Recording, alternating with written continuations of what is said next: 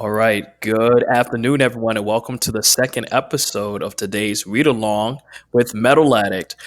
This is a financial literacy workshop presented by Kid Lighterman. And Kid Lighterman is all about empowering communities to be financially literate while providing the tools, resources, and mentorship to help student entrepreneurs launch their dreams into careers. Again, my name is Justin T. Manning of Metal Addict. Also the author of the Metal Club Kids book. But today's financial literacy workshop picks off exactly where we left off this past Monday. And this is all about managing money, whether it's a career in esports or a traditional 9 to 5 or other means. We need to understand not just the methods of money, besides cash, check, or credit cards, as we discussed before, but also how to manage money. And that's where we're going to go today.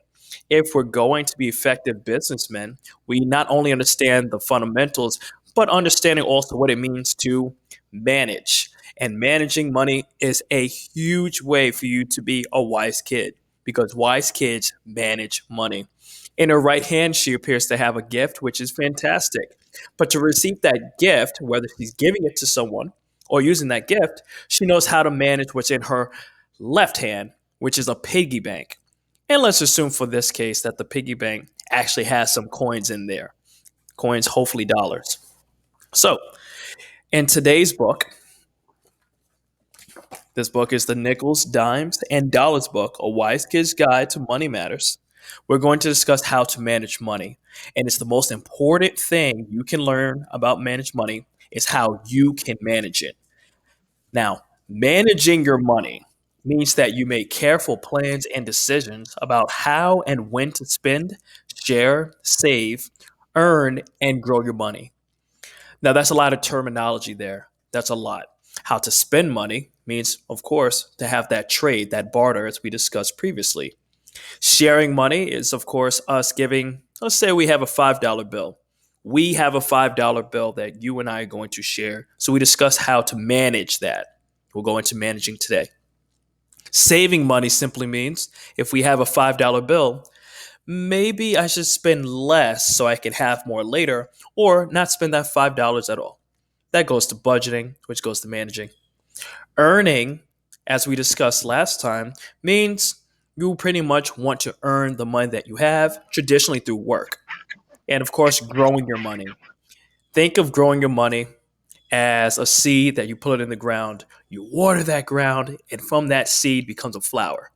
That's growing your money. You could do the same thing by managing it.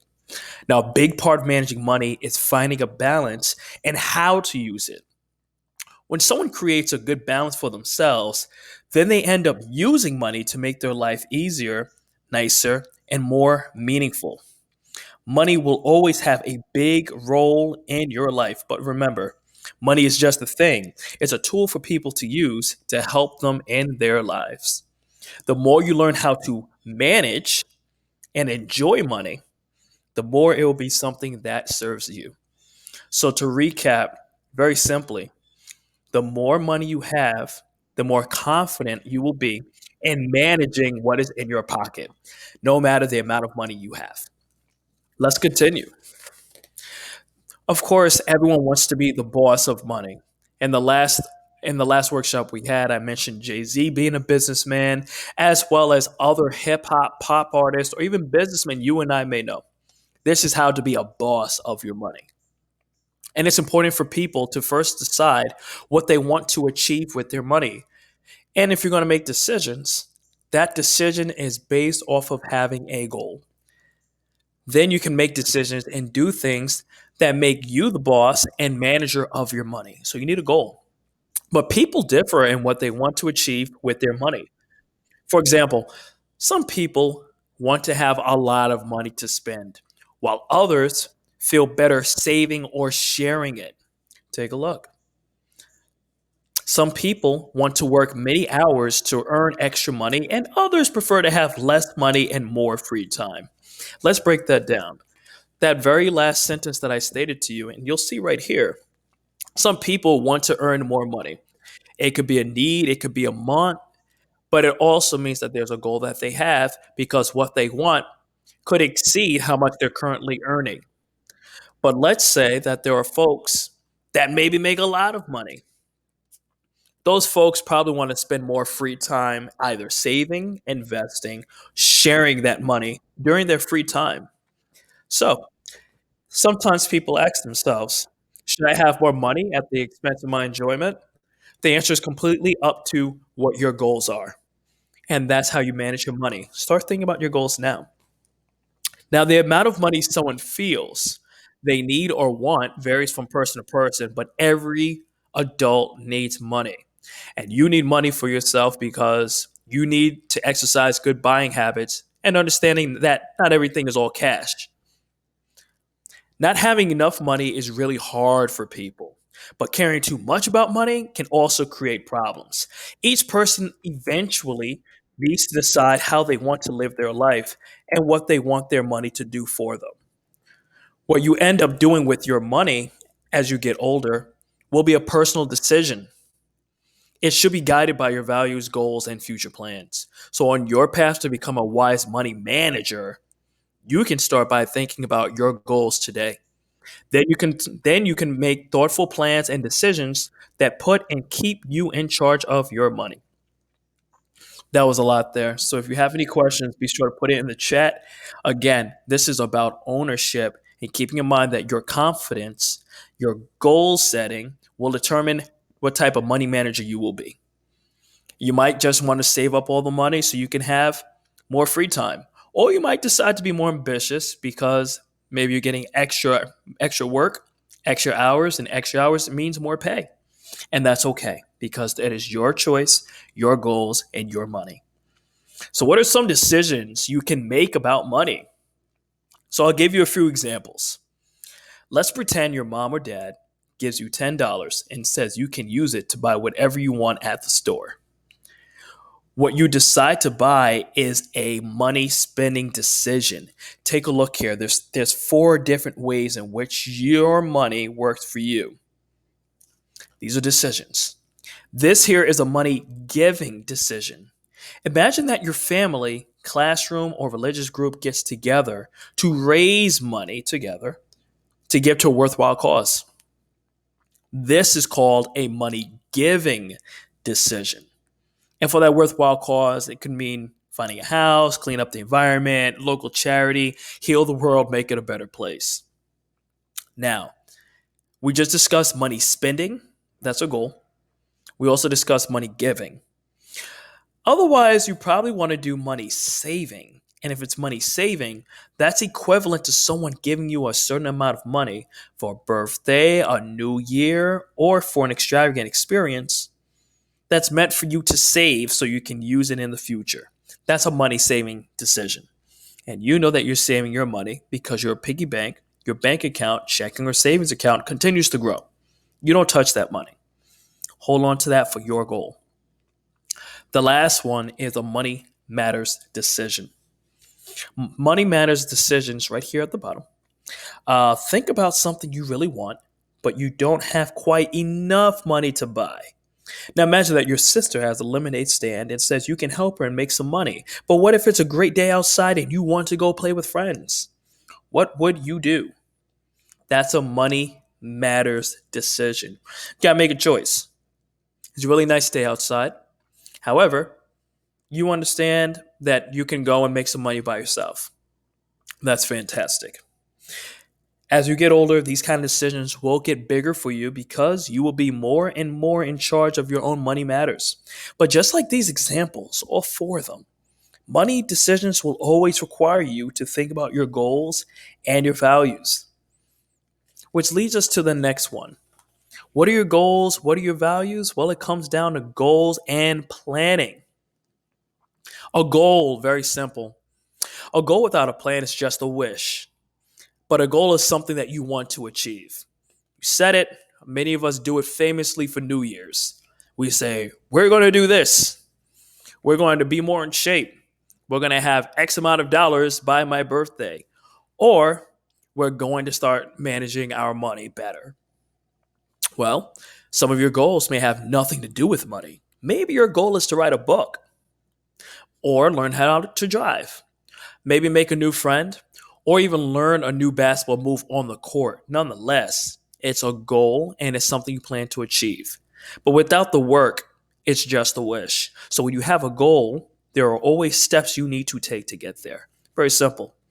So, for example, I mentioned basketball earlier, but if you want to be Kevin Durant, if you want to be LeBron James, if you want to shoot threes like Steph Curry, you must first learn how to dribble. That's it. That's a short term goal. But once you are good at that or other goals, your next goal might be to make the basketball team. That's your medium term goal. And while you're on the team, now you're working in an organized sport and you know what the rules are, different playing methods. You're learning conflict resolution to be a leader on your team, as well as how much money you prospectively can make should you choose to play for a professional team. And if being on a professional team or college, that's your long term goal. So the things you do today do add up, just like money. You practice, practice, practice, and it affects your short term, medium term, as well as your long term goals. In basketball, you learn the rules, you dribble, you take two steps, and you learn passing. You also learn the jump shot. Same thing with money, how to take care of it, how to invest it, how to spend it, but also how to attain yourself an achievable goal for yourself. So let's see if we can put some of that goal setting into work. I'm going to show you guys a goal setting exercise that you guys can use for yourselves. And you're going to write these down. If you can't see it, please blow up your screen. Make your screen full screen. Usually it's the F5 button. But nonetheless, use your cursor and write down one of your personal goals below. And if you don't have a notepad, put it inside your iPhone notes. It could be anything for you. What are your long term goals? Long term. Think about something you want to learn, accomplish, create, or do. Very simple. And I'll give you guys 10 seconds for you guys to write your long term goal.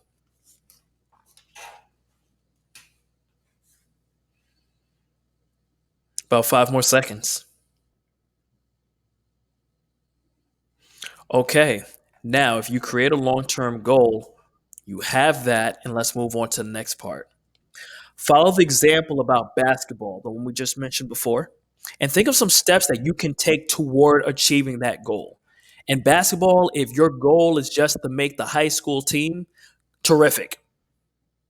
But what are some small things, your short term goals, that you can now do to get closer to reaching that high school basketball team? Maybe you want to make JV. That's okay. Maybe you want to have X amount of dollars towards that new PlayStation 5. That's great. Or maybe you want to reach level 10 in Kart Riders Rush on the iPhone.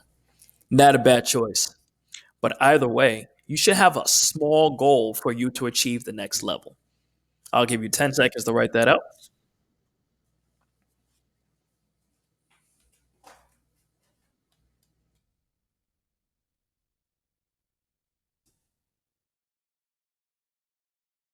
Okay. Now, here's your last one. What are some things that you can do right now that's going to take a bit longer towards your medium term goal? So, in the short term goal, it was just learning the rules, learning how to dribble, or even your short term goal might be to be JV of the high school team. That's great. But what are some medium term goals there? Sometimes folks might tell you that if your goals are not big enough, it doesn't scare you. I think if you start writing them down in this orderly fashion, you should be more than excited to be nervous about it because it organizes your energy. What are some things you can do that's going to take a little bit longer, that's going to require some practice for you to make that goal into an executive plan? I'll give you guys 10 seconds on that.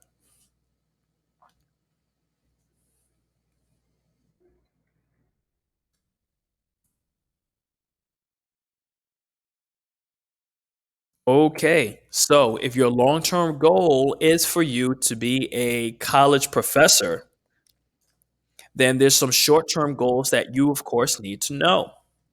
Short term goals. You probably either want to look like a college professor or you want to organize your notes like a college professor. I'll give you another one. Let's say you want to work in law enforcement. Great position to have. Short term goal, you probably want to go and start networking trying to see who else you want to be like. And of course, when it comes to taking a little bit longer, your medium term goals, that's with you actually putting in the work where folks can actively seeing you progress from those short term goals. Then the long term goal is for you to, of course, go through the training and become a full law enforcement officer. That's fantastic. If you follow those short term to medium goal steps, then you'll have no issue achieving towards the next level. And hopefully, that next level will lead to long term success. That's setting your goals, that's planning. And if it's not easy for you to do, fantastic, because sometimes goals are scary, but scary goals are absolutely exceptional and will get you to the next level. Go for it. So, now we talked about reaching your goals, but what's the best way to reach your goal? Just like we mentioned before, you started writing it down. Well, it's not just writing it down, but it's actually planning, reaching your goals. What's the best way to reach your goal? Plan it. If this is what you're going to do, write it down, make appointments, and things come into fruition. Trust me. And once you know your goals, the next step is to get to planning. Here's what a good planner does when it comes to the roles. One, they do research. They get educated about the topic. So in parentheses, it says learns. But guess what? The average millionaire reads 4 books a week. I can't imagine what it is to be a star athlete or be a pop star icon without doing some research on those that may have came before them to be more effective in their craft. So you need to research who else is out there, what can I do, and most importantly, what is the game missing? That's how you create a good plan. Second, set yourself a short term, medium term, as well as long term goals. You started writing that out on the last exercise we did. Start thinking about it and then make the best, effective, and efficient decision. Third, write it down. All those steps to achieve those goals help you to be organized and focused, as sometimes life just does not go the way that it appears. Not everything is a nice slippery slope going upward, because success is always a long down curve before you come right back up. After all, every step back is always a setup for your future. Stay on the course. Now, once you're on the course, whether you're slippery slope down or you're going back up, you need to understand that you need to take action. Take the action and follow the plans. So you need to have some acts there. Also, lastly, it's important for you to look back and think about how your goals might learn from your past choices to make better ones in the future. Here's something that I did to break this last one down. At the height of this year, with the global economy as it is now, I sat down and I began writing out what I wanted to do between now and December 2020. And every day I would walk past what I wrote down, just put on a nice wall. It was a friendly, subtle reminder in my subconscious that I am on a goal. If you write this down, you'll be able to analyze and see your progress. And sometimes it's easy for you to fall back. You might have 1 or 2 months that just don't do well for you, and you'll take the opportunity to adjust. But the trick is to always remain vigilant that a downside or a slope cannot last forever. You go right back up and you readjust and you will hit your goal. And thankfully, everything that I wrote down from March until December worked for me. The same thing can work for you. Write it down, create a goal, analyze, and then go forth. That's how you make it happen. Now, money can help you reach some of your goals. There are all different kinds of goals, or even more ways to achieve them. One useful tool that can help you reach your goal is money, of course. For example, money can help you pay for lessons, books, supplies, college, or even the research that I mentioned to you before. Some of the best places you can go to that are free right now are on YouTube. Sometimes the best thing in life is free. Go for that. If you're persistent and want to be an announcer, just like myself, look up some of your favorite announcers and see and compare how that's being done. If you want to be an author, like Metal Club Kids book, metalclubkids.com, you need to also know what that environment is like currently for the kids, as well as what that audience likes. The buyer will always go where the interest is. And that's how money can help reach your goals because the money is in the research. Also, everyone has limits on how much money they have. And since people wish for lots of things that money can help them achieve, it's wise to learn how to be a smart money planner. So if you're writing everything down and you create yourself a budget list or you have an allowance, it's perfect because you know what you're doing with that. Just like planning for any goal, money planning means learning, thinking, deciding, getting organized, acting, and analyzing. But for Money Matters, there's a great tool to help you organize your planning, and it's called the B word, a budget. And a budget is a great way for you to track your money. You get it, you spend the money, and at the end of a budget, you save money. It's simply a way for you to keep track of keeping your necessities towards your goals. And at the end of this book, we really hope that at the end of this leadership and readership hour that you will create your own budget. If there's any questions about that, be sure to drop that within the chat. A budget is something that everyone absolutely needs if they hope to be successful to manage their money and to become independent, financial, as well as a good money manager. Okay. Now, are there any questions that you guys have? This appears to be a short session here. Let's see what we have in the chat. We discussed budgeting. We discussed money planning. Fantastic. Okay. It appears that we are good for today. Our next time that we meet together for this leadership and readership hour, we will cover spending money. What exactly goes into spending? We spoke so much on the foundation of having cash and credit cards, how people traded and bartered without any cash or credit card at all, to eventually having fiscal goals and planning and inheritance. But what exactly are we spending this money on? We're going to find that out. Now, we want to give a huge shout out to the tirelessly working behind the scenes support of the Book Fairies. The Book Fairies is a US born 501c3 literacy organization that provides new and gently used books to high need communities. Their quarterly commitment sponsors local book drives that give books to disadvantaged schools and communities locally and worldwide. And they currently hold a Guinness Book World Record. So thank you very much to the Book Fairies. Thank you so much to Kid Enlightenment for having us for this Readership and Leadership Hour. And we thank you all for joining us for this second episode, this second workshop of the Readership and Leadership Hour. This is Justin Manning of Metal Club Kids, Metal Addict.